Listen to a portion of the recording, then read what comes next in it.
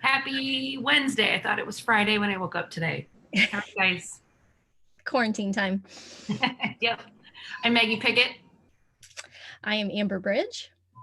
I am Jonathan Wiley. In a tropical location today. The northern shores of northern Lynn County. Beautiful place. Hello. Place where everyone travels to, right? Happy.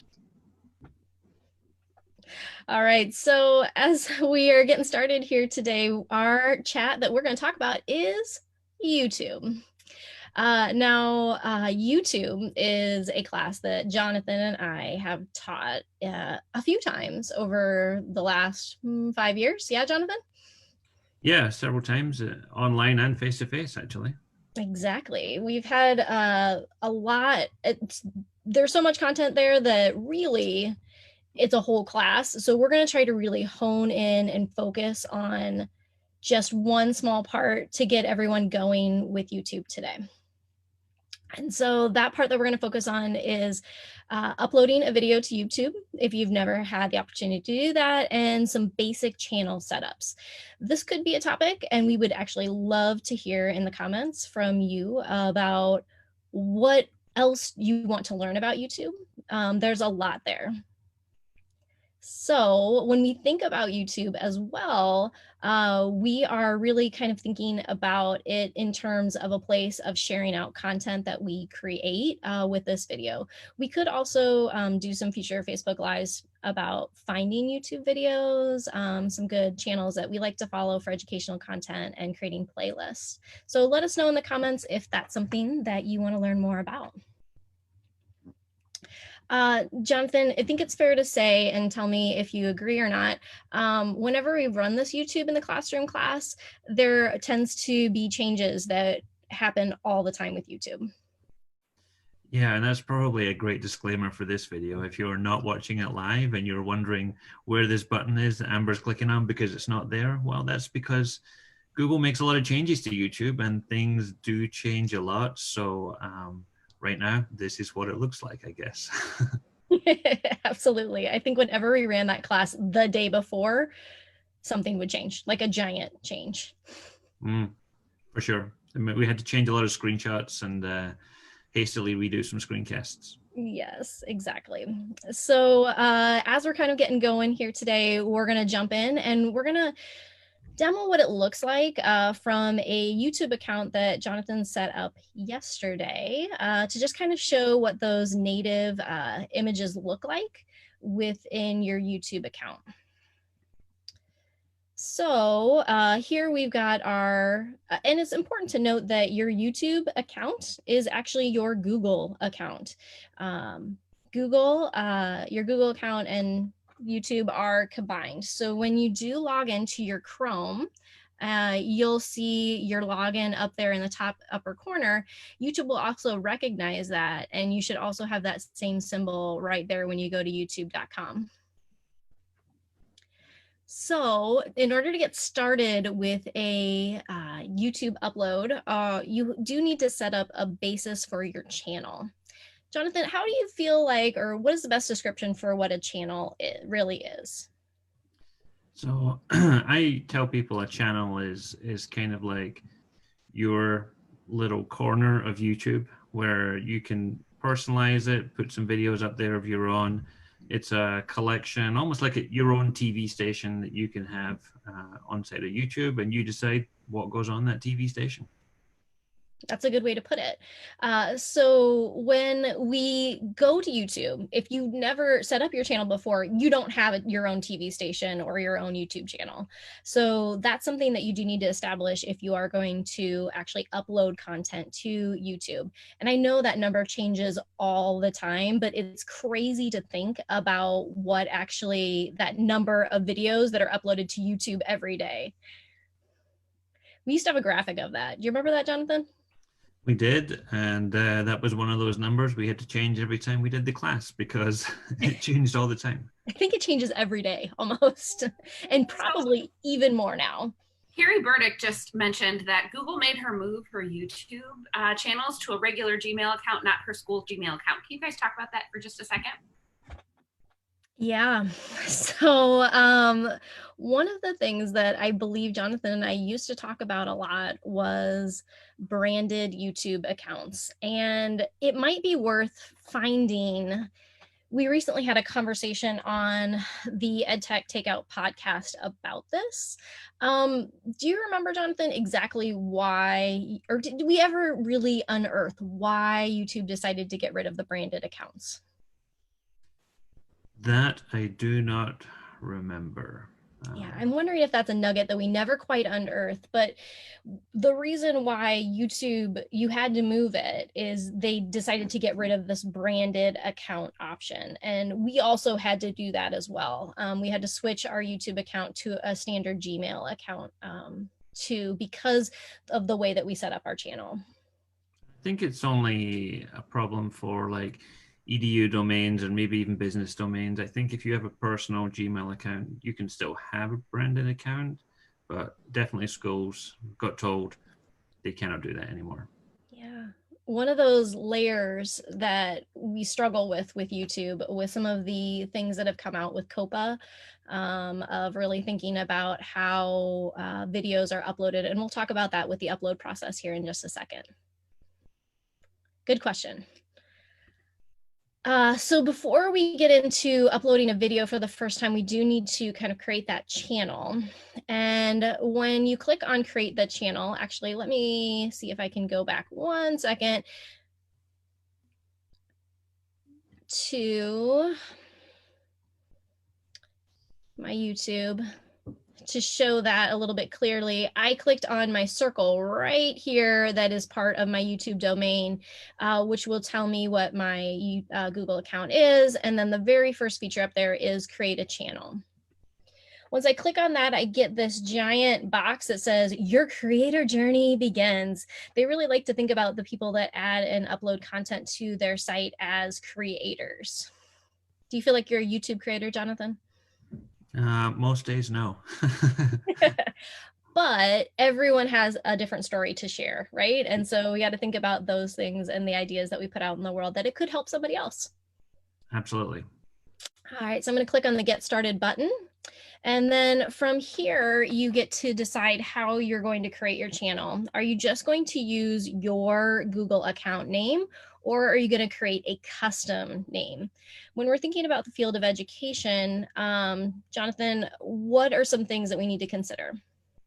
Well, some teachers don't like to put their full name up there, but they don't want to necessarily go by Jonathan Wiley. If they've got kids coming there, they might think that's too informal and they like to put Mr. Wiley or something else. So you got a choice here of what you want to put there, but you want to put something that identifies the channel in a way that your students will recognize that this is you and this is your channel. So don't be too obscure, but think about something that would represent you as a professional, as a teacher, so that people can find and know that this stuff is your stuff. Oh, and even when I click on that, it gets us back to that kind of idea of what you can do with your channel creation. So I'm wondering if that, because we are in an EDU domain, that it says create a channel using a brand. I'm wondering if that is another element that has been taken away, like we pointed out, that it has to be in a standard Gmail account, not your school domain. That could be another one of those changes we just talked about. That's right. Up on it. So I'm going to choose the name of this Gmail account here, and it will let me go in at this point, and it says your channel has been created based on the generic YouTube account that we have.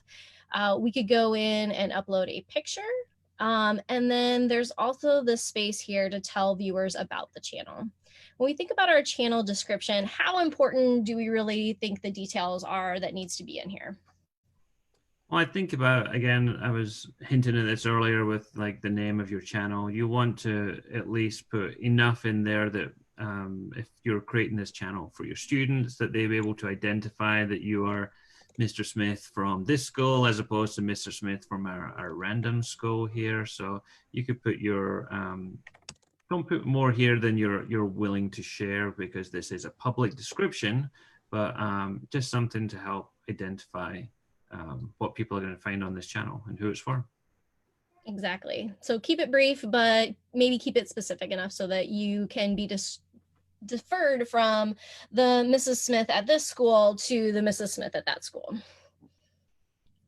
It also has the opportunity to add any profile links. So if you did have a class Facebook account, I don't know that I would do it to a personal Facebook account, but a class Facebook account or a class Twitter account or a class Instagram account, you could sync up those places as well. All of those are optional. I think it's also important to note that you don't have to fill those in. So I'm going to go ahead and say save and continue. And that's really bare bones. We can show a lot more deeper stuff, but I think we should go into the upload video part. What do you think, Jonathan? Unless there's something you really want to dig into with channel creation. No, let's upload that video because there's a lot to talk about there. Okay, so with looking at our channel, I also want to point out if I click up here on my icon, it now says, doesn't say create your channel, but that is my hot link to get to my channel.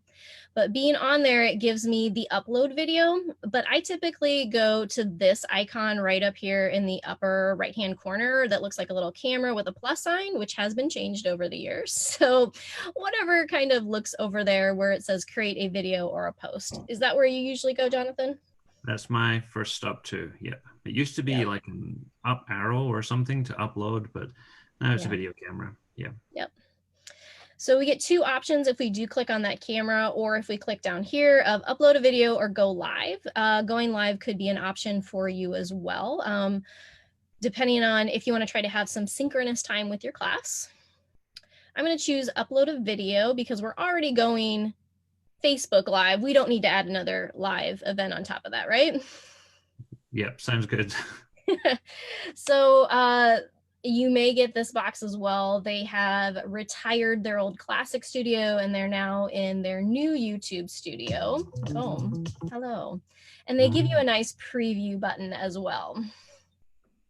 If you click off of that, you're going to get this standard screen that allows you to either select your files or you could drag right in to this to choose your video files. So your video file does need to be and live somewhere that you can find and access it. So if it's up in a cloud, we need to make sure that we pull it down to a place that it's more easily to accessible.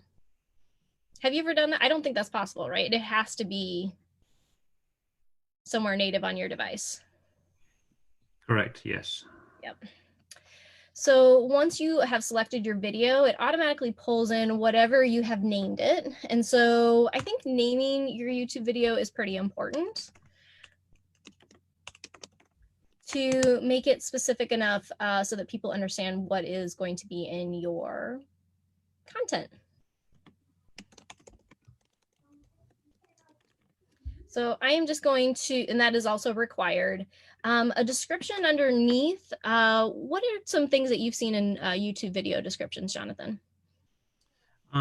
People get kind of creative with their descriptions, I think, sometimes, but you do have the option here to, you know, describe what's in your video. But if there are other things that you are mentioning in your video, you can add links to this box as well so that you can link out to other content. You may want to put in, you know, depending on the privacy, which we'll talk about here in the visibility section, I think, but you may want to include some like keywords that people might want to search for when they're looking for videos, depending on how searchable you want to make this. But yeah, anything I missed on there? Well, I think the only other thing with that is that this is your box. This is your startup box. So it doesn't actually give you the opportunity to create a hyperlink. You have to actually copy the long URL, whatever, for any links that you're adding to that. Like I've added some links to Google Documents and they're really crazy long. So you have to paste the whole thing in. Or think about using like a URL shortener or something like that for sure. Yes, very good point. Robin asked, what's your favorite ways to actually create the video that you're uploading to YouTube? Good question, Robin. I would say it totally depends on what you are creating. If you're doing or trying to share a lesson that maybe you have that you had a basis within Google Slides, I would maybe use something like Screencastify. I personally use Camtasia, which is a paid product. How about you, Jonathan? Same answer. Yes. I mean, what we use is, I would also use Screencastify for the most part. I've become pretty used to that, but Camtasia is usually my go-to one. Camtasia is not always as available in school. Some people have it, some people don't, but sometimes if you're just doing a quick webcam video, then QuickTime on a Mac works fine for that. Windows has a camera app that does the same thing. If you just need to be a talking head talking to the camera, those work fine for that too. Yeah, I was actually talking with a school district yesterday that said that some of their teachers were having some Wi-Fi issues with all of the devices that are now on their Wi-Fi system. And so kind of thinking about some of those native products that might be on your device like QuickTime or Photo Booth or anything like that could perhaps be used as well. As long as you can get that video to your computer, it could be done on a phone or an iPad, anywhere really. Awesome. Thanks for clarifying. Anyone can be a creator, right? According to you. One more question from Sarah, kind of going back to the description here once you get the video uploaded. Yeah. When you say keywords, does that include a hashtag or a pound sign for, does it include a hashtag or does it automatically pick up those keywords just within the description? Good question. You can include hashtags within there. There's also a place on the visibility that you can add in hashtags as well. And we'll show that here. As Jonathan mentioned, we're on visibility. We just talked about that. That's step 3. And we're just on step 1 at this point. So we'll keep on rolling it so that we can get there. Don't worry, we can kind of skip over step 2. So this will go a little bit quicker here. But as we get into details, we've got our description there. You could also choose out the thumbnail for whatever you want to be kind of that still image when you scroll across or see the YouTube video come up in a search. Sometimes I will play around with that and change that out because I do a lot of videos where I myself am recorded and sometimes I've got a funky face. And so if I have a funky face, I may choose not to have that be my thumbnail for my video. Hey, fun fact, I looked this up this morning as well. If you verify your YouTube account, which basically just means adding a YouTube phone number to your YouTube account, then you will have the ability to unlock that grayed element there that says upload a thumbnail. And you can create your own thumbnail inside of, like, I don't know, Google Slides or something, download that, save it as a picture, and then you can upload your own fancy thumbnail. Awesome. And that's a really good point too. My husband has recently had to upload content to YouTube, and he never had to before. And he doesn't really feel super comfortable with it, but one of his videos was longer than the initial time. And so by verifying your phone number, it also gives you some more time as well. As we're kind of scrolling through here on the details, you could add it to a playlist. Essentially, a playlist is just kind of a sequence of videos that you have decided to stitch together, not stitch together, but play one after another that you could share out. We don't have any playlists created since this is a brand new account, but that is something that you could do.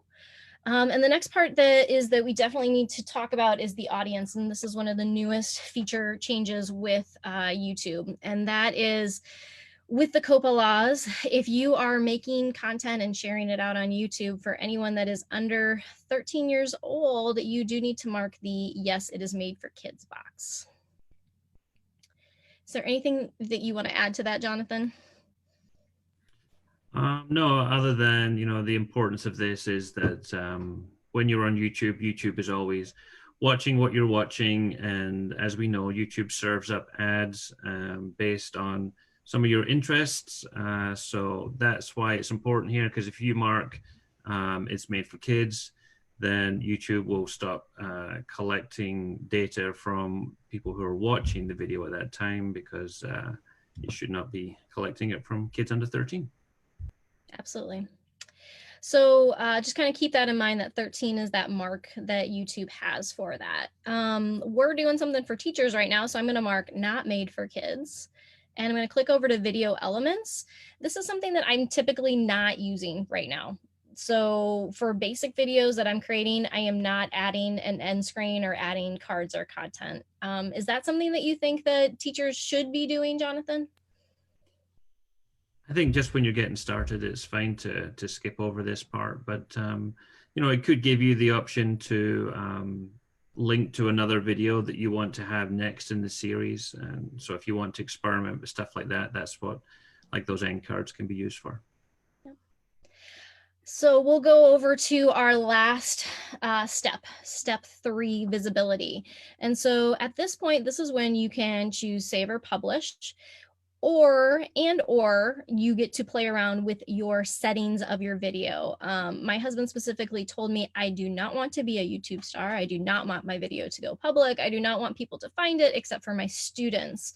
And so in his situation, then that's when we would choose the unlisted option, because that means that people would have to have the video link in order to be able to see the video. You wouldn't necessarily want to mark your videos private, because that means only you can see it. You would have to invite them specifically, a person specifically by email, in order to allow them to see their private video. Public means everyone can see your video, and that you could search for it and find it, and kind of, you know, fuel your YouTube stardom. The other thing on here to note, and this might be something as you're starting to generate and create content, if you're like, I'm just going to sit down on Monday, I'm going to create videos that I want to share out all week, but I maybe don't want to push out those videos at this point, you could set up a schedule for it. So you could set up your video to go out on a specific date or time. It asks you again, do kids appear in your video, or what is your overall content guidance? They are really super serious about that. So keep that in mind. And then that is really it for setting up your YouTube upload. It'll share with you a link here, but you do have to click this save button to complete the process. Once you do, it will continue to push and upload depending on how long your video is. It could take a lot longer, but you get the opportunity to either embed, do some Facebook, Twitter pushes, or you get your basic link there. What else do we need to add, Jonathan? So maybe let's say you'd uploaded your video and then you went away and had a coffee or something, and you came back to YouTube, and then you were like, wait, where did my video go? How do I find my videos? Yes. So if we go up here to your channel and click on this, you could see your videos simply by going to the video tab. The other place that you could go is if you go back up to that circle at the top. The third one down here is YouTube Studio, and YouTube Studio kind of shows you your analytics for your video. They give you a basic dashboard, and the second one down here is where you can see all the videos that you've actually uploaded. I'm going to click on here, this box. If you're like, I'm done with this video, I don't need to have it around anymore, I could go in and I could go to more actions, and I could actually download it, or I could delete it. So I have talked with people before about just using YouTube as a place to store your videos, so they could live up there until you're ready to use them, and then you could download them. One last thing that I think should go under basics that we didn't necessarily address is if I clicked on the video and go to more options, I could come in here and I could decide to change how the comments are allowed or not allowed. So I could disable comments on my video. We know there's lots of people out there that like to leave comments on YouTube videos, and if you don't want to see them, you can disable them, or you could hold all comments for review so that you could review them and decide which comments actually go to your video.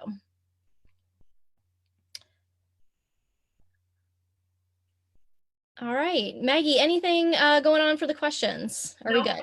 I put out one last feeler to see if there were any left over. We'll wait and see. Do you guys have any other thoughts about getting started with YouTube? I would say, since I made that quick change about disable comments on this video, YouTube doesn't automatically save. And so I have a blue save button over here in the right-hand corner.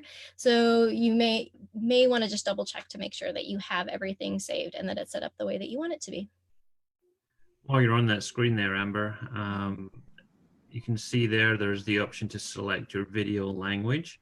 Mm-hmm. And after you do that, YouTube will automatically scan your video so that it can add some closed captions to your video so that people could turn those on and customize those. Lots of great customized options for closed captions on the YouTube player. You also have the option there to upload your own subtitles. If you find that the YouTube ones are not very good for whatever reason, maybe your audio wasn't very clear, then there is the option to do that too. And if you're interested in doing that, we can provide links and show you how to set that up. So Mindy has a question. How would a teacher share videos with students so that they're less distracting? I know a lot of times ads and things kind of pop up on YouTube. Any thoughts on that? Absolutely. Do you have a favorite one, Jonathan? I like viewpure.com, but safeshare.tv is also another good one too. Yeah, so viewpure.com or safeshare.tv, right? What you do on any of these sites is you do need to have the link to your video. Copy, because we know that when we look at a YouTube video, we see all of these things over here on the side, all these extras that could be distracting for a younger audience. And so in here, if we get that link and go over to ViewPure, you can paste that link in, it'll purify it. Meaning that when you go to this video, all you see is this video. Also lets you choose like a start and end time for that video if you need to as well. And if you want to direct students to a specific point in the video, you can do that there too. Yeah. Cool functionality of those tools. So Shannon also asked, can you upload subtitles to videos that you did not make? I don't think so. No, that could get like the Wild West, I believe, if everybody was uploading random subtitles to everybody else's videos. So I think YouTube reserves that right for you, unless someone knows better. I agree. There is an option for third-party vendors. As you're uploading your video, you can choose, where is it? I'm trying to look on your screen. You can choose that it's open for kind of third-party people to go in and help support your closed captioning, if that's what you're talking about. Those and so a third-party vendor would do that. It's not other people in the YouTube community, but other people can go in and help fix your closed captions if ASR isn't as great as it can. Again, if audio isn't working appropriately. All right. So that's a basic YouTube upload and real basic channel setup. Really think about anything else you want to know about with YouTube, and we'll keep pushing the ideas and trying to share back with you and answer your questions either in the comments, or we'll try to come back with you next time with another Facebook Live on YouTube. So we really appreciate your guys' time today and kind of thinking about what YouTube can offer for us as people that are working to create content and share back to our students. So definitely check in with our next webinar. Our next webinar, I believe, is about annotation tools. I don't know what time it is, though. Do you know what time it is? Yes, tomorrow afternoon at 1:30. 1:30. Fantastic. Awesome. All right. You guys set? Yeah, thanks everybody.